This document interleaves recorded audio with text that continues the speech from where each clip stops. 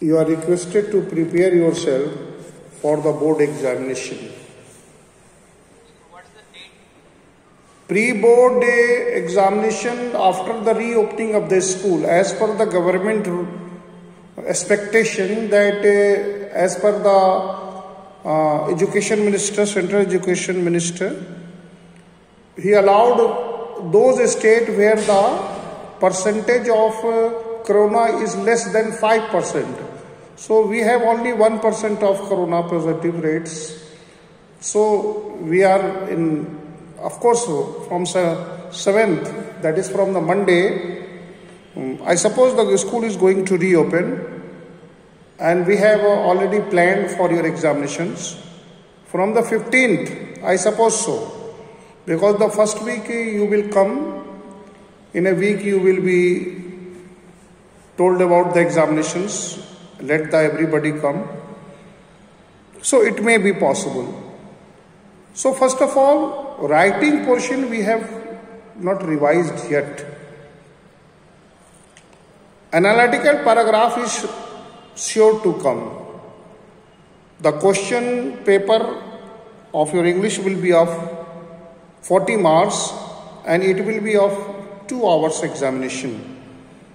So far as the sample paper of CBSE is concerned, it has been uploaded and shared to your WhatsApp group. You may have seen those sample papers. So your questions will be asked of 40 marks. Today I am going to discuss a very important chapter, that is analytical paragraph. This is quite different from paragraph. The word analytical,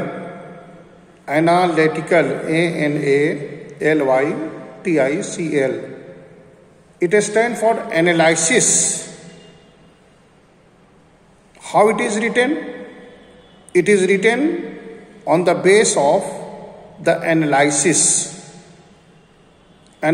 of the data, the pie chart, or any visual clue or any verbal clue that is given to you. In the analytical paragraph, you will be given data and you have to analyze that data. What you have to do? You have to analyze those data. Then you have to explain an argument. You will put your argument and explain the data, the outlines, the clue or the table. Analytical paragraph does not only analyze the data, but also points out some specific parts. You have to add some specific part to justify the data. You have to add your own understanding level so that you can justify your statement. First of all, note down what are the things that is to be done when you are writing an analytical paragraph. Number 1, read the data carefully. Please note down. Read the data carefully. Number 2, understand the topic. Understand the topic on which the analytical paragraph is to be written. I repeat, understand the topic on which analytical paragraph is to be written.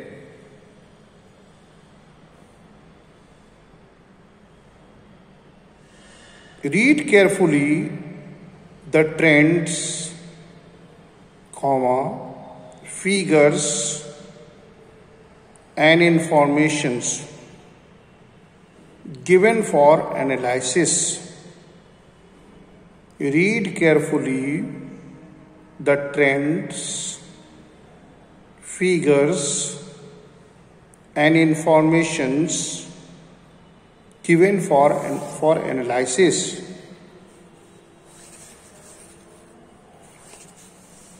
Use the trend, figure and information as an evidence to support your answer.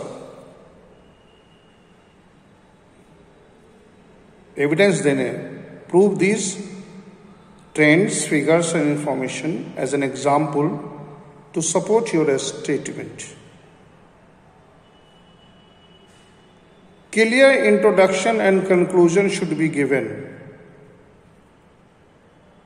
Repetition of the information should not be done. The information that you have already given, don't write it again and again.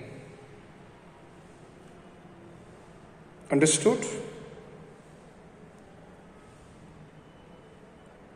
What are the now come elements of paragraph? Paragraphs में क्या क्या चीजें होनी चाहिए analytical paragraph में?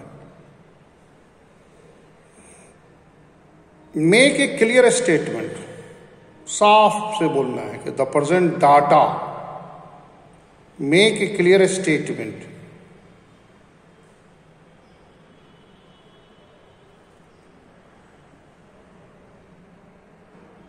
Number 1,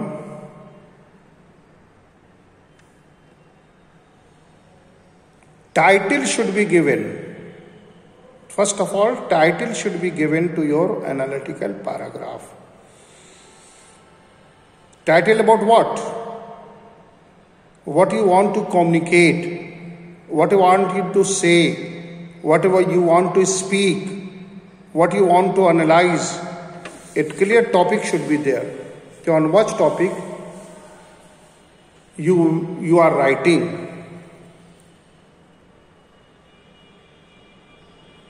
Use figures and information to justify your argument. Explain your analysis. And lastly, conclude your paragraph in a new way. Clear है? Clear है? सबसे पहले बेटा फॉर्मेट्स में क्या लिखेंगे? टाइटल लिखते जाइए. Format, first of all title, next introduction. Introduction of what? The data, the data that is given to you, the data that is given to you, the graph that is given to you. Okay? Generally, a data is given to you. An objective question may be asked through this data also. You may be asked to write analytical paragraph, or an analytical paragraph may be asked as an objective or as an multiple choice questions. So far as the sample paper is concerned, so far the sample passage, I am taking out the full passage. Practice, yes. The question will be like that. Reading section. Reading section. Then you will have section A. You will have reading sections. Okay. You will have 2 reading sections.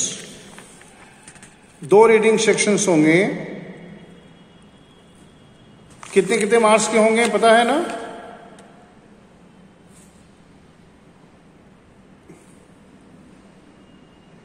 Reading question जो होंगे 2 होंगे। Total question जो reading में होंगे वो 14 questions होंगे, लेकिन 10 questions का ही जवाब देना है आपको। क्वेश्चंस 14 रहेंगे। कहने का मतलब है कि एक पैराग्राफ में 7 क्वेश्चन होगा, 7 क्वेश्चंस एक पैराग्राफ में होगा। 7 में से आपको 5 करना है, दोनों मिलाकर 10 मार्क्स का पैराग्राफ होगा।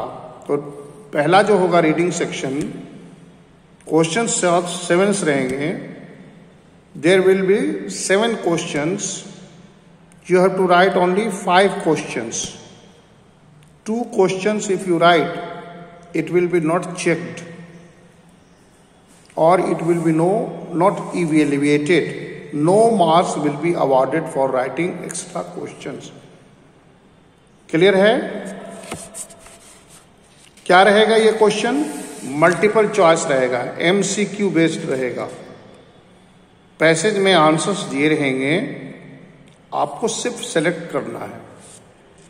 दूसरा जो पैसेज होगा उसमें भी 7 क्वेश्चंस होंगे। कितने क्वेश्चंस होंगे? 7 क्वेश्चंस पेपर होंगे।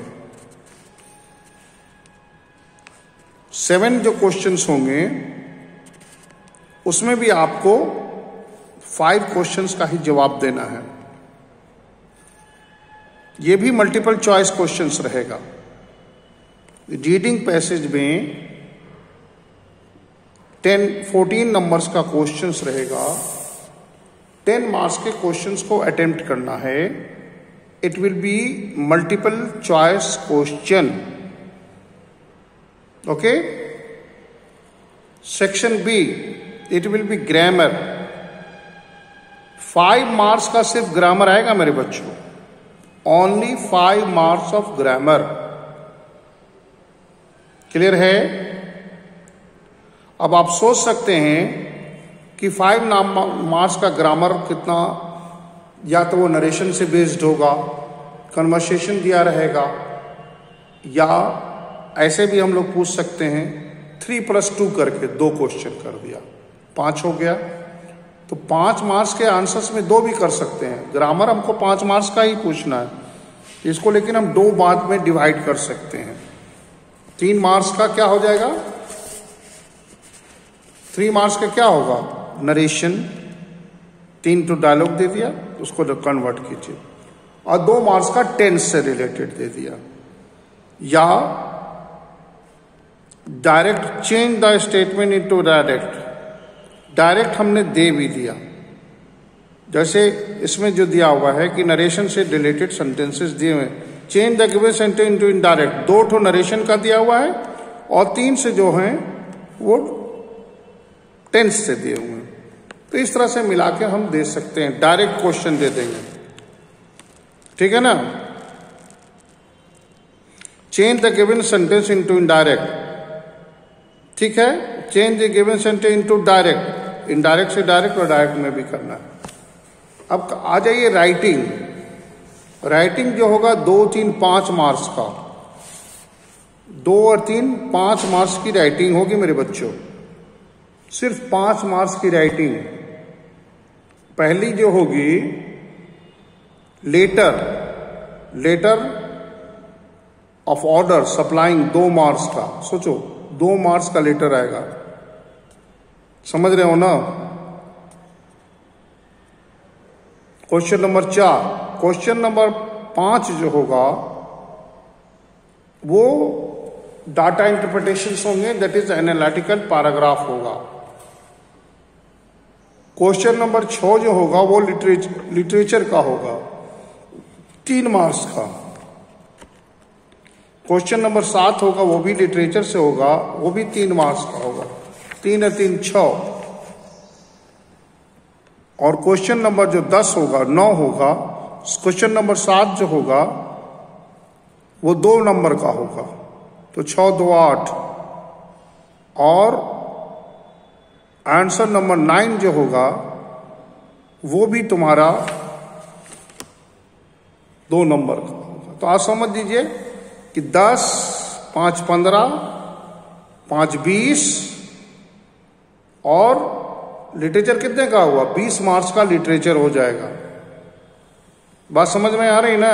10 मार्क्स का रीडिंग, 5 मार्क्स का ग्रामर, 15 मार्क्स, 5 मार्क्स राइटिंग, 20, ठीक है। और लिटरेचर जो हो जाएगा 3 और 3 6 मार्क्स का, 6 2 8, नहीं 6 4 10,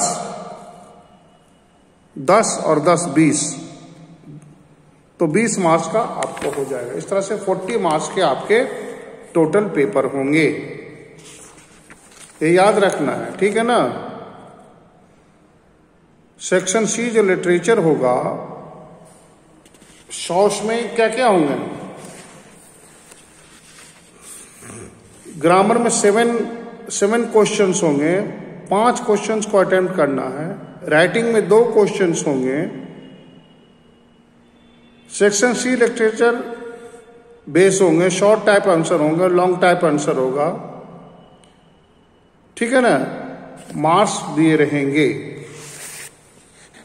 तो मैं बता रहा था एनालिटिकल पैराग्राफ, क्लियर है? मैंने आपको बता दिया पहले कि क्वेश्चन पैटर्न आप समझ लीजिए कि क्वेश्चन का पैटर्न यही होगा। अब आइए कि किसी एनालिटिकल पैराग्राफ को हम कैसे लिखेंगे। सिंपल जो सेंटेंस होता है हम गिवन से उठाएंगे कि द गिवन डाटा, ठीक है ना, द ग्राफ गिवन बिलो या गिवन द ग्राफ गिवन या the given graph gives information from 2008 report about the consumptions of energy in France since 1980। Clear है? इस तरह से हम लोग लिखते हैं, क्लियर है ना। द गिवन ग्राफ, अगर देखिए क्या लिखा कि given alongside a graph that points out percentage of the population below the poverty line in different, simple यहीं से उठाएंगे बेटा कि द गिवन ग्राफ, ठीक है ना, the given graph gives us information about the percentage of the population living below the poverty line across different states in India in 2 years। जो question है उसी का पहला लाइन लिखेंगे। देखिए बेटा, बेस्ट तरीका यही होता है।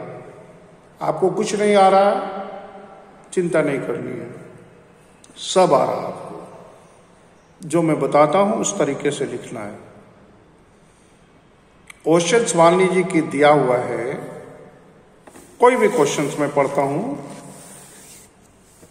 कि the graph given below show the estimated scale of gold in Dubai in 2009। Suppose इस तरह का क्वेश्चन, एक ग्राफ दिया हुआ है। आंसर्स आपका क्या होगा? अगर आपको लिखना है तो लिखेंगे कि the given graph shows estimated scales of gold in Dubai in 2019। Clear है? पहला लाइन यही लिखेंगे। उसके बाद लिखेंगे कि the sale of gold in month of January was in 350 millions, 3 millions rupees 350 million is earned between January, February, in January, February and March. In January it was 2,200. It was in. Then in what happened in February? There was a little bit of jump, and in March it touched 350 millions. ठीक है ना? Clear है? तो Dubai gold sale in 2019 has shown jumps, rises, falls and again falls. Why it was? You can add any reason. You can give any reason. The given graph, ठीक है ना? The given graph, ठीक है ना? इस तरह से लिखेंगे बेटा. क्लियर है? क्लियर है कि नहीं है? नहीं है क्लियर. मान लीजिए below the graph that illustrate the tiger population in India. एक ग्राफ ऐसा दिया हुआ है जिसमें टाइगर की पॉपुलेशंस के बारे में दिखाया गया है. 2006 में 1411 टाइगर्स थे. 2010 में 1706. फिर 2014 में बढ़कर हो गया 2226 और 2018 में 2967 हो गए.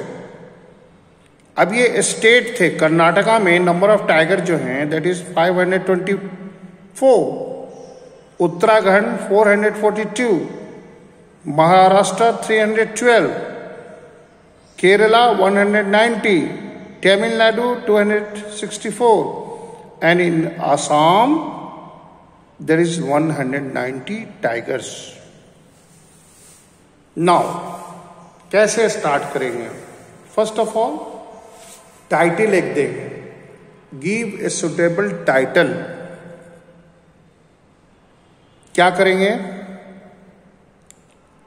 मान लीजिए इसका टाइटल क्या होगा? Can anybody say me? Yes. How many of you are present? कितने लोग हैं? मैक्सिमम 4 लोग. रितेश, क्या टाइटल होगी इसकी? Ritesh Kumar, hello. Sanghamitra, what will be the title? क्या टाइटल होगा इसका? ये जो टाइटल जो मैं पैराग्राफ बता रहा हूं इसका टाइटल क्या होगा? क्लास में हो ना तुम? नहीं सुन पाई? क्लास में रहोगी तब न सुनोगी. अब देखो. अच्छा सुनिए. इन 2006 it is 1411. The number of tiger in 2010 gone up to 1706. Then again it rises up to 2226 in the year of 2014, and in 2018 it has reached up to 2967. This is the graph. अब मान लीजिए इस graph को आपको लिखना है. कैसे लिखेंगे? Suppose you want to write, how you will write an analytical paragraph on this graph. First of all, इसकी एक suitable title होगी. क्या होगी? एक suitable title होगी. Suitable title of this, I am asking, my question is that what may be the suitable title of this topic? इसकी क्या हो सकती है? The tiger is back. The tiger is back. Yes. अब इसको हमने सबसे ऊपर में लिख लिया, द टाइगर इज बैक। अब हमने इसका इंट्रोडक्शन लिखेंगे कि the iconic the tiger the iconic species. Icon है यार, पहचान हमारी होती है, टाइगर को आइकॉन माना जाता है। Iconic is what? सिंबॉलिक, पहचान है हमारा। आइकॉन समझते हो ना? Hello, do you understand do you understand the word iconic? Hello, क्या होता है iconic? Sir iconic means sir एक मेन कैरेक्टर जो कहा जा सकता है आइकॉनिक। यस, आइकॉनिक मतलब मॉडल्स, आइकॉन है जिसकी पहचान सकते हैं। तो the tiger is an iconic species and government has tried to conserve the population of the mysterious animal.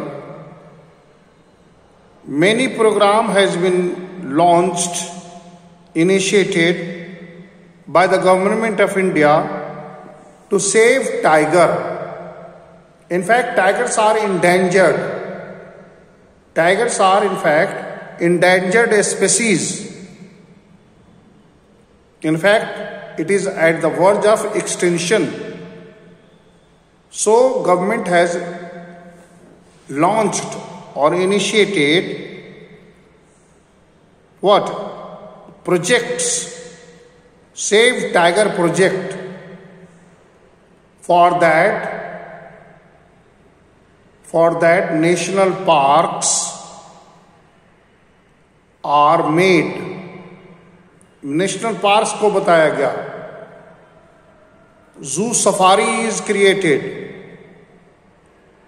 where the tigers are allowed to live in its natural habitat. Tigers को natural habitat में रहने के लिए जू safari बनाए गए। Zoo safari बनाया गया अभी रिसेंटली बिहार में। कहां जू सफारी बनाए जी? Can anybody say? Recently a zoo safari has been made in Bihar. कहां बना है जी? Ritesh, hello, can anybody say where is the zoo safari? Yes, Rajgir में है वो जू सफारी जो है वो राजगीर में है। Very good. In Rajgir a zoo safari has been recently established. National park हमारे यहां कहां पर है? टाइगर का काजीरंगा नेशनल पार्क जानते हो? Have you heard about Kaziranga national park? कहां? ये कहां है? उड़ीसा में न रे? उड़ीसा में कौन सा पार्क है? उड़ीसा में कौन सा पार्क है? काजीरंगा हमको लगता है कि उड़ीसा में होना चाहिए। हमारे बिहार में नहीं, झारखंड में एक है Hazaribagh national park. Have you heard about Hazaribagh national park? Hello, क्यों हजारीबाग नेशनल पार्क के बारे में नहीं जानते हो तुम लोग? Anyway my dear friend, Monday से वेलकम बैक। घर में बहुत मस्ती हो गया, अब स्कूल आने की तैयारी करो। Now your examination is at hand, get ready my dear friend.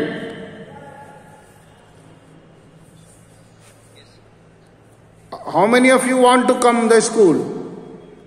Online में तो बहुत ही हालत खराब है आप लोगों की। कभी 5, कभी 8, कभी 12, मैक्सिमम 20 जाता है। This is very poor thing. It should not happen कि कम बच्चे क्लास करते हैं। क्यों करते हैं? नहीं होना चाहिए।